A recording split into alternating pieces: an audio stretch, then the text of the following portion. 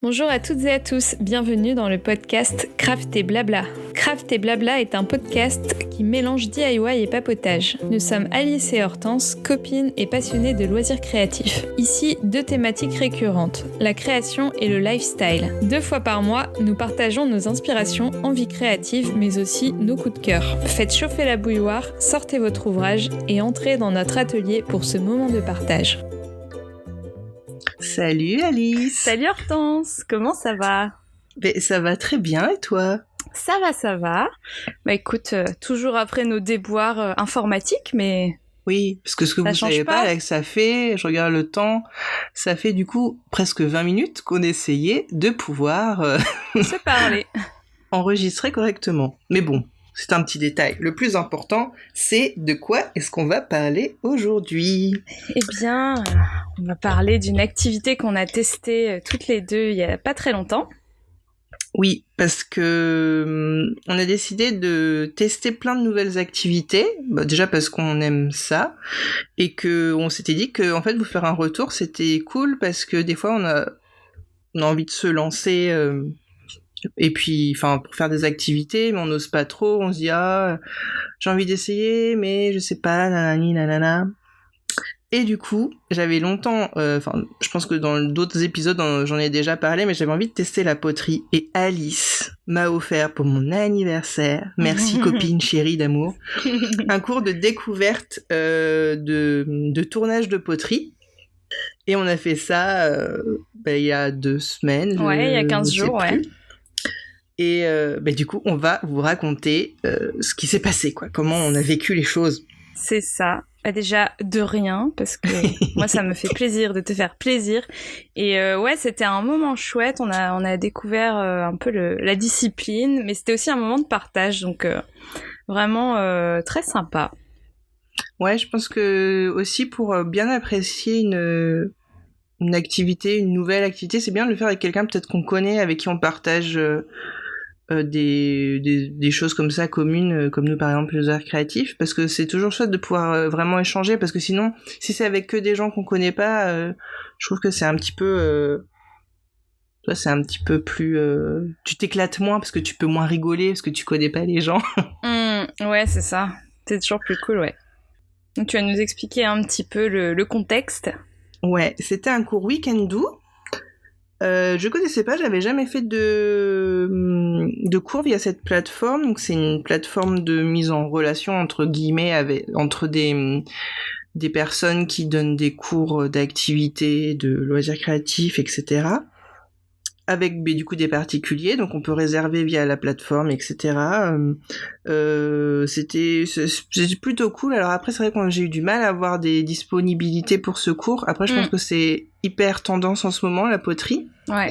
Donc c'était vachement demandé. Et puis comme elle a que 3 places, du coup fallait qu'on ait 2 places en même temps pour être ensemble. Donc à chaque fois j'avais du mal, mais ça s'est bien passé. On a trouvé des places.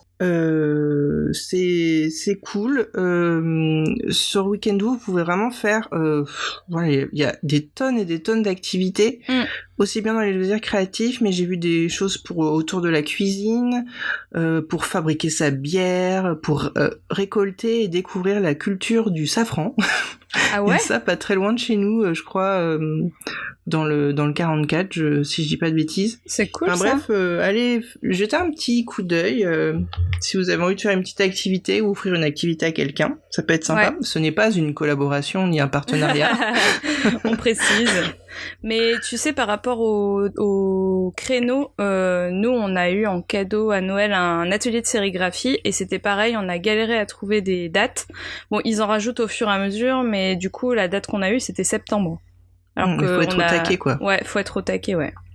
Donc c'est vrai que la première difficulté, ça a été de trouver une date en commun de réservation, sachant que je te l'ai offert en novembre. Oui. Voilà, on a eu la date en mai, donc c'est pour vous dire, il faut quand même faire ça rapidement, quoi, quand vous le recevez, parce que c'est valable 1 an, je crois, le bon. Quand tu me l'as offert, j'ai pas regardé le jour même. J'ai dû regarder la semaine d'après ou quelques jours après, je sais plus. Et je dis on savait au téléphone ou je sais plus. Je dis tiens, on va regarder les dates. Et là je fais mais en fait, il y a rien pendant les 3 prochains mois, il y a plus de place, ou alors avec une seule place de dispo. Je dis bon, bah on va se mettre à regarder tous les jours pour être sûr. C'est ça. Mais voilà. Après, l'avantage, c'est qu'on peut s'abonner aux alertes, il me semble. Oui, ils envoient. Je reçois toujours les mails d'ailleurs. Tu peux te désabonner. Ok. Mais c'est quoi la poterie ? Mais oui, mais qu'est-ce que c'est ? Je crois qu'on peut vraiment dire, tout comme la couture, le dernier épisode qu'on a fait, la poterie, c'est vraiment une activité très, très, très ancienne, donc ancestrale. Donc on retrouve des poteries qui datent de très longtemps, 8e millénaire avant Jésus-Christ. En fait, depuis que les hommes et les femmes sont... entre guillemets... hommes et femmes. Vivent en groupe, quoi. Oui. Je trouve ça dingue. Du coup, 8000 ans avant Jésus-Christ. Donc du coup, à peu près à la période du néolithique, pour les fanatiques de préhistoire, ça vous parle. Donc à l'époque, c'était très utile, d'un point de vue, pour conserver peut-être la nourriture, pour faire des récipients pour l'eau, j'imagine. Et c'est vrai qu'ils ont très vite décoré la poterie, parce que...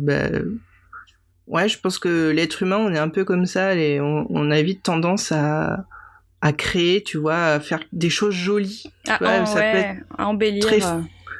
Très fonctionnel, et puis ils rajoutent des choses, je pense déjà aux amphores grecs, qui sont mais super belles. Pour avoir visité des musées en Grèce, tu te dis, mais à l'époque, ils faisaient des choses, c'était ouf. Carrément. Et en effet, les fins utilitaires, enfin les fins... c'était utilitaire, ça servait à boire, à manger, à porter l'eau du puits, tu vois, dans les amphores, à stocker des aliments aussi, mais en effet, il y avait un côté, faut toujours embellir, quoi. Ouais, mais même quand tu vois des fois, quand tu visites des musées de la préhistoire, tu vois que même eux, à leur époque, avec les peu d'outils qu'ils avaient, ils essayaient de graver, de faire des petits décors. Donc c'est vraiment, je pense, c'est un truc propre à l'humain d'essayer d'embellir l'art. Oui. Sinon, la poterie, grande tendance du moment. Je me rappelle avec le confinement, j'ai l'impression que ça s'est vraiment... ça a explosé. J'ai eu beaucoup de vidéos sur les réseaux passer j'imagine de personnes qui faisaient de la poterie, toi, des professionnels qui, avec le confinement, avaient moins de travail et qui se sont dit, tiens, je vais filmer ce que je fais. Et peut-être ça a commencé comme ça, je sais pas, mais c'est aussi un loisir créatif qui est hyper fantasmé, je crois, surtout avec le film Ghost. Mais de ouf, c'est ce que je me disais, en fait, c'est vrai que ce film, ça a quand même un peu... donner le côté fantasme et aussi moqué pendant un moment. Du coup, ça l'a un peu... c'est devenu très cliché et limite tu fais de la poterie, genre on se fout de ta gueule, quoi. Oui, c'est ça. Et je peux pas, j'ai poterie, mais... Voilà. Donc pour rappel, dans le film Ghost, on a Demi Moore et Patrick Swayze qui font de la poterie. Lui, c'est un fantôme, elle, c'est une vraie femme. Et du coup... pour communiquer, ils font de la poterie de façon très sensuelle, sexy, quoi. Et du coup, je pense que c'est culte, en fait, cette scène. Mais c'est au-delà du culte, quoi. Ouais, c'est clair. D'ailleurs, il paraît que le film a pas très bien vieilli, mais ça fait longtemps que je l'ai pas vu. Ouais, moi non plus, ça fait longtemps que je l'ai pas vu. Faudrait qu'on se refasse le top 10 de nos films qui ont mal vieilli, tu sais. De ouf. Et du coup, revenons-en à la poterie en soi.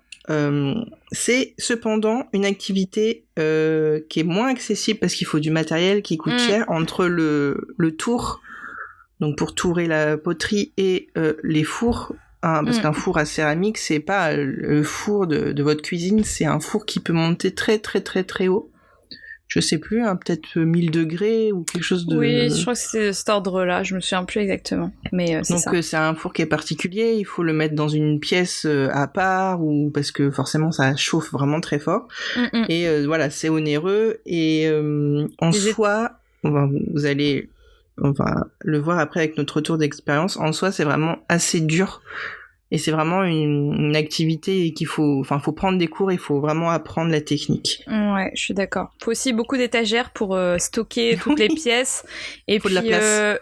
Faut de la place parce que il y a une étagère pour ce qui est en train de sécher, une étagère pour ce qui est à cuire. Ce qui a cuit une fois, puis ce qui va recuire. C'est ça, donc en plus d'avoir tout le matos, faut de la place. Et de la place aussi pour préparer tes boules, un plan de travail, quoi. J'imagine que le four doit consommer beaucoup aussi d'énergie, donc ça c'est un petit peu onéreux. Du coup, on va vous parler de notre expérience. Notre retour d'expérience. Donc c'était un atelier, on était 3, plus la personne qui nous a fait le cours. Donc c'était cool pour découvrir en fait et un peu patouiller quoi avec le grès, puisqu'on a travaillé de la terre de grès, je sais pas si on le dit comme ça, mais c'était des blocs de terre, enfin comme d'argile, mais c'était du grès. Donc pendant 2h30, je pense que c'était bien pour commencer, parce que comme c'est un peu frustrant, si c'est tout un après-midi de frustration, d'échec, ça doit être dur à supporter. Après, peut-être que si tu fais plus de temps, justement, t'apprends peut-être, tu assimiles peut-être mieux les gestes, je sais pas. Mais franchement, moi, ça me convenait parce que, c'est pareil, tu vois, quand je fais de la couture à la maison, je peux passer 3 heures, peut-être 4 heures, mais je fais des pauses entre temps. Après, je m'arrête parce que j'en ai marre, j'ai envie de faire autre chose, quoi. Ouais, bah oui. C'est clair. Donc, oui, on était 2 et une personne seule à qui on avait offert un atelier. Et la prof, du coup, qui est artisan et qui donne aussi des cours hebdomadaires. En fait, son métier, c'est de vendre ses créations. Mais apparemment, elle donne aussi des cours à des passionnés, des personnes comme vous et moi, quoi. Oui, j'imagine que pour Weekendo, c'est des cours vraiment de découverte, mais elle doit avoir aussi des cours avec des personnes qui veulent vraiment apprendre plus en profondeur le métier. C'est ça. Du coup, au début, la prof, elle nous a un peu fait le tour, présenter la poterie et sa façon de travailler la terre. On a d'abord, en fait, elle avait un espèce de gros bloc de grès qu'elle a, avec des morceaux qu'elle a réaggloméré, mais en fait, c'était de la récup. Et du coup, on a d'abord découpé la matière et appris le mouvement pour préparer des boules qui ensuite allaient être destinées à faire notre objet. Donc on a fait des bols, des récipients, qui est apparemment ce qui est le plus facile. Et en fait le but de faire les boules comme ça, avec ce qu'elle appelait, avec les chutes récupérées, en fait fallait plus qu'il y ait de bulles d'air dedans. C'est bien ça, hein? Oui, c'est ça. Et du coup on a fait la technique du bélier, donc on avait un bout de terre, et en fait avec les pouces on aplatissait et on ramenait vers l'extérieur plein de fois pour en fait enlever les bulles d'air.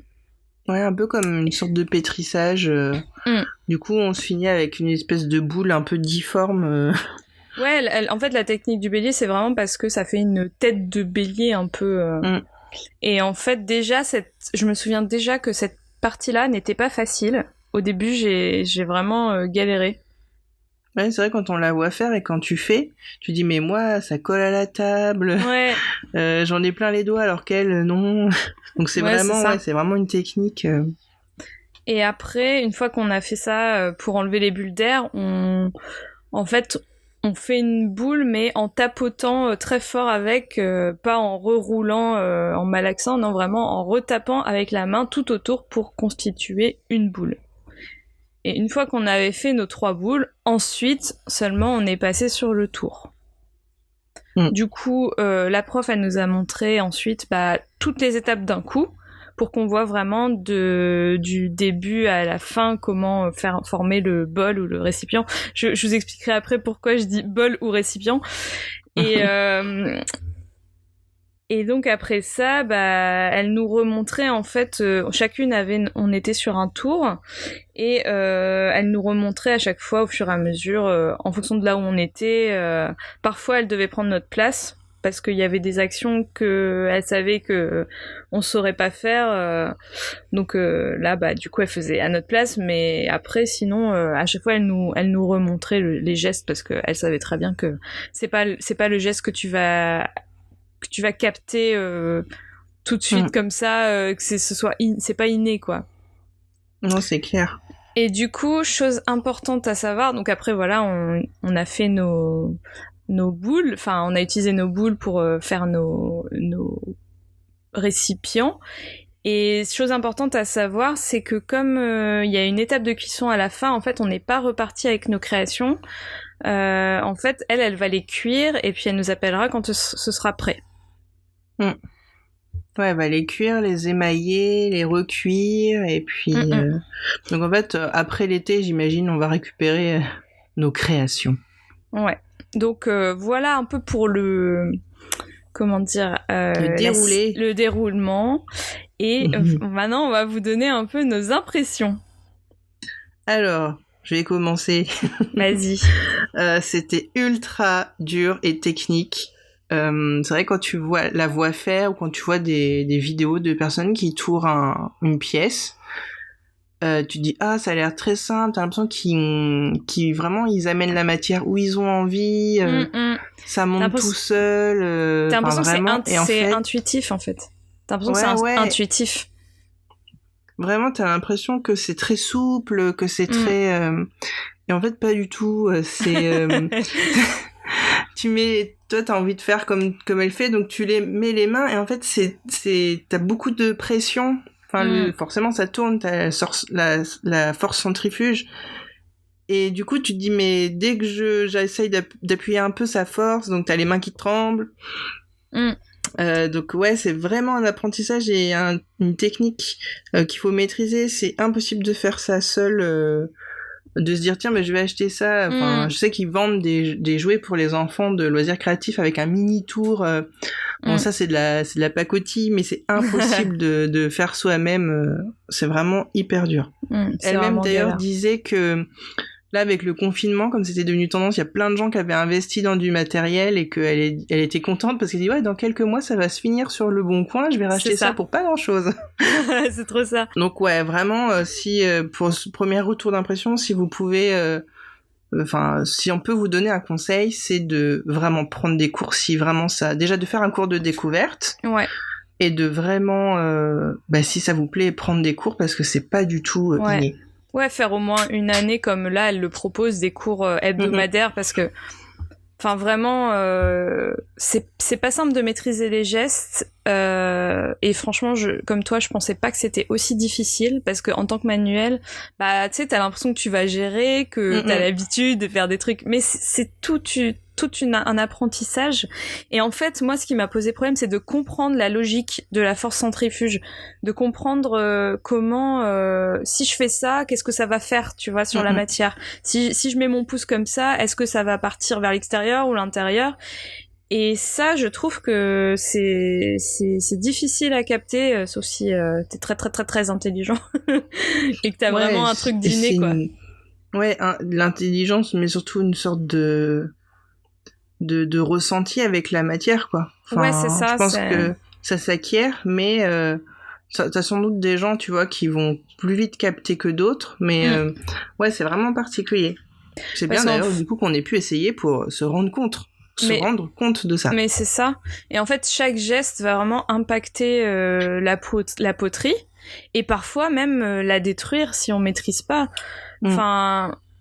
Moi, parfois, j'ai du mal vraiment à comprendre ce que je faisais, et heureusement elle était derrière nous pour corriger les erreurs. Et j'en viens à... on a créé des récipients, mais en fait, on aurait pu faire limite des saladiers, quoi. Mais des fois, tu fais des erreurs, donc elle est obligée de couper de la matière, et en fait, tu peux aller du gros bol à, pas à salade, mais on va dire du moyen bol à un petit récipient pour mettre la sauce ketchup, quoi. La sauce soja. La sauce soja. Donc, ouais, et puis en fait, t'en as beaucoup en fait sur les mains. Je pensais pas que t'avais autant de matière qui s'accumulait entre tes doigts, tu vois. Je pensais que ça restait assez dans ta boule de poterie. Et en fait, t'as tout qui part et qui s'accumule dans tes doigts. Donc, faut que tu l'enlèves, tu le mets sur le côté. Et à la fin, effectivement, plus tu travailles ta pièce, et bien, moins il te reste de matière. Ouais, parce que ça disparaît. Ce qu'on n'a pas dit aussi, c'est que en fait, quand on a le tour, donc on est assis, on a le tour un peu entre les jambes, on va dire. On a une pédale de vitesse. Au tout début de la poterie, on commence à une très grande vitesse, et puis plus on affine, plus on réduit la vitesse. Donc au début, ça va super vite, on a peur, on se dit putain, je vais faire une connerie, ça va pas aller. Et en fait, on a aussi une bassine d'eau et une petite éponge pour humidifier. Mais quand on humidifie, on perd forcément, la matière se dilue toujours un peu, et on perd forcément toujours un peu de grès, quoi. Ouais. Donc, exact. Donc c'est vraiment ouais, faut comprendre la logique et la vitesse et voilà, c'est pas évident, quoi. En fait, on y allait un peu confort, et voilà, ça nous a un peu remise la tête sur les épaules. Après, on va vous parler des sensations, du coup, parce que c'est hyper important aussi tout ce qui est sensoriel quand tu fais des activités. Moi, par contre, j'ai beaucoup aimé. Je suis quelqu'un qui n'aime vraiment pas, j'aime vraiment pas me salir les mains. C'est assez compliqué. D'ailleurs, même quand je cuisine, qu'il faut y aller avec les mains, j'ai beaucoup de mal. Ne serais-tu pas un peu hypersensible ? Peut-être. C'est possible, c'est sûrement sûr même. Mais du coup, c'est à la fois étrange parce que j'avais très envie d'essayer, et en même temps j'aime pas me salir les mains. Mais là, je sais pas, ça s'est bien passé. J'avais peur que ce soit très froid, et pas du tout. Bon, il faisait très chaud cette matinée-là, mais c'est pas du tout froid. C'est un peu, vous savez, quand vous faites un masque à l'argile ou un enveloppement d'algues ou de trucs comme ça, c'est une matière c'est organique en fait. Du coup, c'est minéral, mais ça a un côté très organique, et c'est très très agréable, c'est très très doux, et c'est assez réconfortant. Ça te ramène un peu à ton enfance quand t'aimais bien faire de la bouillasse, tu vois, à la plage avec le sable. C'est un peu ça, et c'est assez agréable. J'ai bien aimé. Ouais. Moi aussi, j'ai bien aimé la sensation un peu de boue, mais surtout quand les mains sont humides, parce qu'après ça sèche, ça chauffe. Et ça, par contre, c'est un peu désagréable. Et c'est pour ça qu'il faut remettre de l'eau souvent, parce que à un moment donné, on était, je sais pas, moi je tournais, et puis je sais pas, ça chauffait les mains, quoi. C'était bizarre. Dit hésitez pas à remettre de l'eau. Donc tu humidifies très souvent, et même sur les doigts, si à un moment donné tu le fais plus pendant quelques minutes, genre nous on a fait nos boules pour préparer, et après on l'a regardé au moins pendant je sais pas, 10 minutes, peut-être un quart d'heure, faire la première démonstration, et pendant ce temps-là, elle nous avait pas dit de rincer nos mains, donc on était toutes là avec nos mains en train de sécher, et moi je trouvais ça très désagréable. Mais bon, après c'était pas, c'est pas très grave, mais voilà, il y a différentes sensations. J'aime bien quand quand il y avait le côté boue, mais pas quand ça sèche. Après, comme j'en ai parlé avant, le côté le tour, tout ça me faisait un peu peur, parce que comme je suis un peu maladroite, j'avais peur de faire une catastrophe, tu vois, et qu'il y ait tout, tu sais, que ça tourne et qu'il y ait toute la boue qui part dans toute la pièce. Mais en vrai, c'est impossible. En vrai, c'est impossible. Non, faut vraiment y aller comme un bourrin. Ouais, t'en mets un petit peu, on en a mis un peu sur nos vêtements. Je vous conseillerais quand même de mettre vraiment des fringues dont vous avez rien à faire. Mais après, ça part à la machine si vous avez des taches, ou moi j'ai des taches sur mes chaussures. C'est comme une tache de terre, en fait. Ouais, donc sur les chaussures, j'ai brossé, c'est parti. Et puis sur les vêtements, vous les passez à la machine et il n'y a plus rien. Ouais, moi c'est parti aussi. Mais voilà, si jamais il y a quelque chose... si vous devez par exemple sortir après, faire des courses, ou vaut mieux se changer ou porter un tablier. Donc voilà pour les sensations. On va essayer de faire un peu le bilan, les points positifs et les points négatifs. Alors, est-ce que tu veux commencer avec les points positifs ? Oui. Alors, l'aspect découverte d'une nouvelle activité, ça c'est hyper cool, et je trouve que c'est bon pour le cerveau, tu vois. de connecter des nouvelles connexions neuronales. La fille qui se prend pour une spécialiste en médecine, tu sais. Mais je trouve que comme toute nouvelle activité, je pense que essayez de faire d'observer ça quand vous faites une nouvelle activité, un truc que vous connaissez vraiment pas. Eh ben en fait, ça fait du bien au cerveau. Enfin, ça peut fatiguer en soi parce que t'apprends des nouvelles choses. Mais je trouve que ça te donne de la pêche au cerveau un peu, tu vois, t'as découvert des nouvelles choses, ça t'éveille un peu. C'est stimulant en fait. Voilà, exactement, c'est stimulant. Très bien, merci pour le mot que je cherchais. On a eu du coup des bonnes sensations, donc voilà, des stimulations, des nouvelles sensations, découvertes, de nouvelles façons d'utiliser nos mains, etc. On a possiblement 2 récipients de réussi chacune. En fait, parce qu'elle nous dit que à la fin elle va cuire, mais ça peut arriver qu'à la cuisson ça pète, ça fendit ou que ça pète carrément. Donc on en a fait 2, mais est-ce qu'on en aura 2 de cuit, c'est moins sûr. C'est ça. Sachant que à la base, au début du cours, on prépare 3 boules. Donc l'idée, nous on s'est dit trop bien, on va avoir 3 bols et tout. Non, pas du tout. En fait, déjà, on n'a pas eu le temps de faire la 3e boule du tout, parce que comme on n'était pas trop sûr de nous, à chaque fois on lui demandait d'intervenir entre les étapes. C'était nécessaire, clairement. Et c'était vraiment nécessaire pour pas qu'on ait un truc raté. Et donc, on est contente d'avoir réussi nos deux récipients. Et puis, si les 2 sont réussis à la cuisson, c'est encore mieux. Après, en fait, on part pas avec des grosses attentes, quoi. À ce niveau-là, c'est pas vraiment le résultat qui compte, on va dire. Ouais, on n'attend pas ça pour pouvoir manger de la soupe, quoi. C'est ça. Clairement, ce sera de la déco ou un vide-poche ou un petit cache-pot pour une plante, mais. C'est ça. Et du coup, elle va les... Comment on dit déjà le mot ? Elle va les émailler. Les émailler, voilà. Elle les émailler avec de la couleur. Ouais, mais c'est des... Je pense qu'on dit des émaux, du coup. C'est des émaux de... on va dire assez traditionnels, et elle avait pas 36 000 couleurs. C'est vraiment des choses traditionnelles, un peu dans ce qu'on retrouve dans la céramique japonaise, un peu. Donc, dans les tons de vert, un peu de rose, blanc... un peu bleuté, mais très joli et très... assez pastel, un peu coloré, quoi. Donc on a hâte de découvrir ce que ça va donner. C'est clair. Autre point positif, c'était un moment cool entre copines. C'est vrai que c'est cool vraiment de partager. Ça se fait de plus en plus, je vois dans les événements ces enterrements de vie de jeunes filles, de faire aussi des activités comme ça, leur faire des bijoux, faire des choses comme ça. Et c'est vrai que c'est super cool en fait parce qu'on rigole bien. Bon après je sais pas si c'est cool pour les profs parce que du coup on peut être vite dissipé quand on est avec des copines. Après je pense que ça dépend du cadre. Enfin quand t'es un EVJF, la nana elle sait que tout le monde se connaît et tout. Tu vois. Donc du coup voilà, c'est super cool. Et donc c'est une discipline avec plein de possibilités vraiment. Après il y a la poterie avec le tourage, mais il y a aussi la poterie plus céramique du coup où on crée des objets en les modelant. Ça c'est un autre aspect aussi de la poterie entre guillemets. Donc il y a plein de possibilités, plein de choses. Après vous pouvez peindre vos créations ou les émailler. Il y a différents types de terre aussi. Ouais, et puis il y a tellement de choses possibles à faire. Ça peut aller du coup de récipients, vases, etc. ou de la déco, des suspensions, plein de choses. Mais alors, y a-t-il des points négatifs, Alice ? Et oui, il y en a toujours, parce que voilà, on n'est pas, comment dire, on n'est pas tout le temps positif. Il y a toujours des petites choses négatives à dire. Après, voilà, ça reste une très très bonne expérience, hein. Mais on aime bien contrebalancer quand même avec notre avis. Alors, je vais faire la méchante. En fait, l'accueil, il était sympa, mais pas exceptionnel.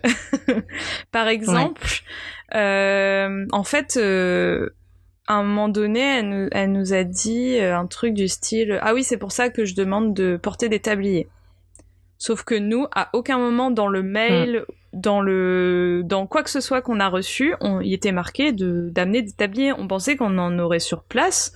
On a juste mis des vêtements qui étaient pas forcément neufs pour pas trop se tacher. Mais on n'était pas au courant qu'il fallait qu'on ramène notre propre tablier. J'ai relu les mails, relu la fiche de la fiche sur le site. Alors soit il y a quelque chose qui m'a échappé, j'ai pas été attentive, mais j'ai pas vu. Et je me dis que elle doit en avoir des tabliers, elle aurait pu au moins nous proposer ou nous dire ah mince, fallait emmener les tabliers, vous y avez pas pensé. Enfin, il y a pas vraiment eu d'informations sur ça. Donc après elle nous a dit non mais ça partira à la machine. Enfin, ouais, j'ai trouvé que c'était pas. J'ai trouvé ça un peu étrange quand tu reçois du public, t'essayes d'avoir tout le matériel, d'avoir les tabliers, les trucs pour pouvoir se laver facilement les mains.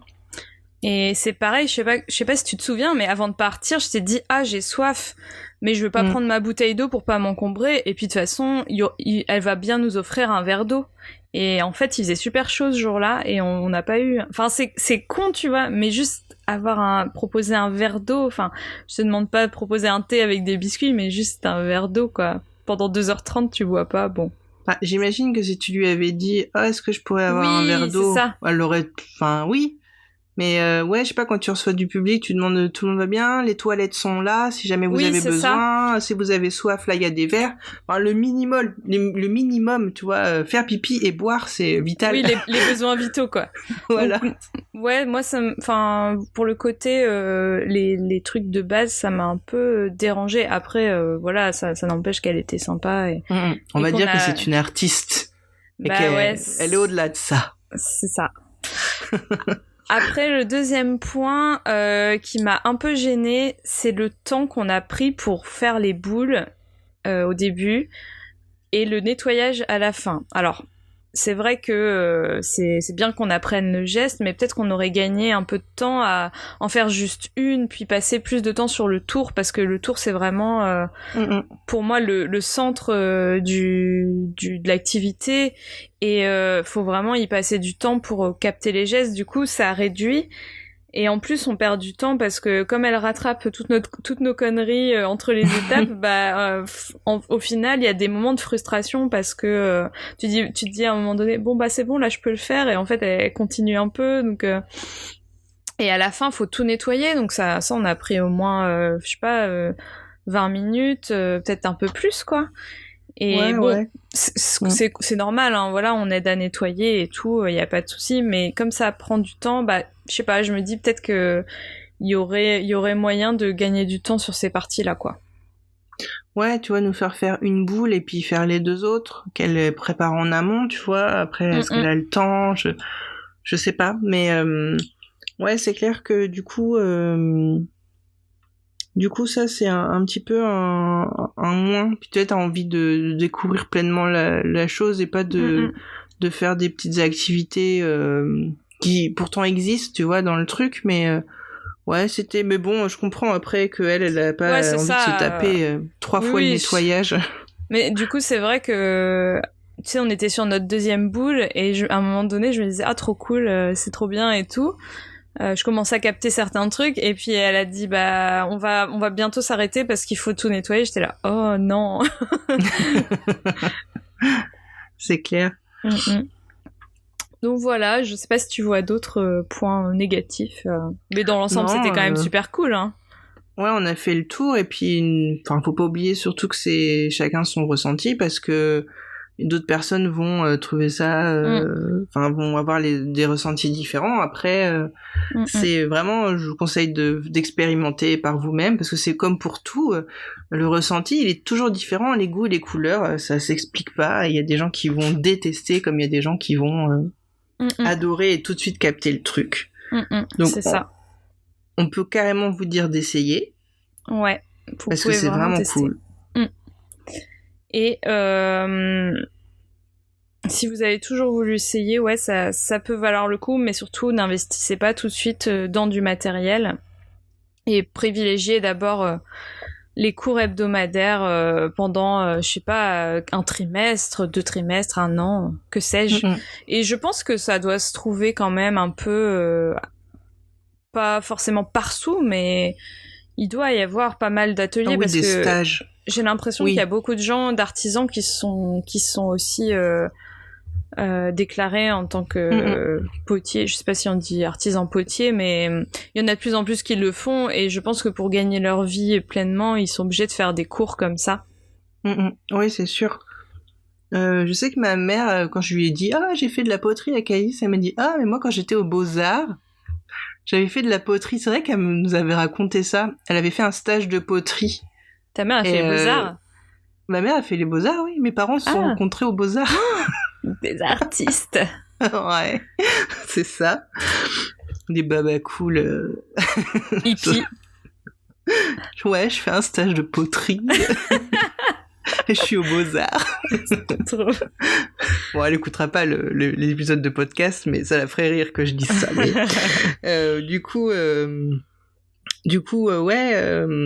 m'avait dit que c'était vraiment très très dur et que du coup, elle aussi, elle avait imaginé, fantasmé le truc. Pourtant, à l'époque, je pense que le film Ghost n'existait pas. Non, je pense que c'est dans les années 90.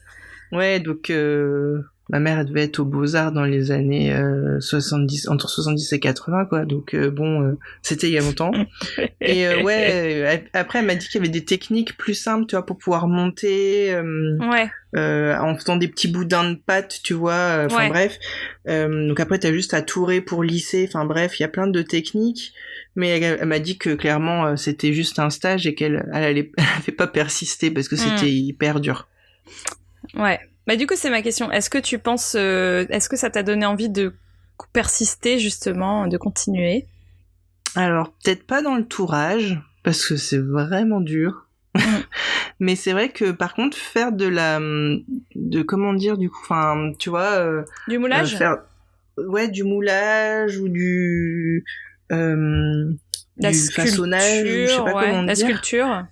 Ouais, de la sculpture tout simplement, peut-être, tu vois, c'est peut-être cet aspect-là qui me plaît, le modelage en fait. Ouais, ça peut être sympa, pourquoi pas, à essayer, si on trouve, tu vois, un cours comme ça, à essayer de... Après, on peut le faire chez soi avec de la glaise autodurcissante, tu vois. Ça, t'as pas besoin de le cuire, et après, tu peux le peindre, le décorer, tu vois, pour faire des jolies petites décorations de Noël ou autre. Ça peut être sympa. Mais le tourage, après si c'est l'occasion qui fait le lardon comme on dit, si un jour voilà il y a un stage de poterie que quelqu'un me propose, je sais pas, pourquoi pas retenter l'expérience. Après de moi-même je sais pas parce que c'était vraiment dur et je sais pas si j'aurais la patience et la dextérité pour le faire. Mais j'étais super cool de tester. Et je sais que j'aime manipuler la matière. Mais alors après, à voir. Ouais. Oui, parce qu'il existe plein de moules aussi. Pour, en fait, tu travailles la matière et puis après, tu moules ton récipient, quoi. Ok. Ouais. Et toi, vas-tu persister? Moi, non, je pense pas, parce que c'est pas trop mon truc. Je suis contente d'avoir testé, mais sans plus, j'ai déjà trop de choses que j'aime faire, donc après je sais pas, tu vois, si jamais à un moment donné là je vais déménager à la campagne, que j'ai envie de rencontrer des gens, que je trouve une activité dans ce style, pourquoi pas pour aller une fois par semaine faire ça, mais non, je pense que c'est mieux que les autres le fassent. C'est ça, je préfère acheter ma vaisselle à Ikea. C'est ça. Enfin non, pas Ikea, mais acheter chez les artisans locaux, c'est mieux. Ouais, c'est ça. Et du coup, vous, est-ce que vous avez testé la poterie? Mais oui. Chers auditeurs, auditrices. Dites-nous tout sur Insta et sur Facebook. Ouais, n'oubliez pas de visiter nos réseaux sociaux pour nous partager vos retours sur les épisodes. Et là, plus particulièrement sur la poterie, on veut savoir si vous avez déjà essayé, si vous êtes des adeptes de la technique. Si vous avez des comptes chouchous de poterie à nous partager. Ah oui. Moi, j'aimerais bien découvrir des comptes, parce que c'est vrai que j'adore regarder les vidéos de personnes qui font de la poterie. Ah ouais, c'est clair. C'est relaxant. C'est ça. Bon, merci beaucoup Hortense, c'était cool. Merci à toi, et puis je te souhaite un très beau week-end. Merci, toi aussi, et puis on se retrouve pour un prochain épisode. À bientôt, salut. Salut. Merci d'avoir écouté ce podcast. Vous pouvez d'ores et déjà nous retrouver sur les différentes plateformes de podcast, mais aussi sur Facebook et Instagram, @craft et blabla. Les liens sont à retrouver dans les notes de l'émission. À très vite.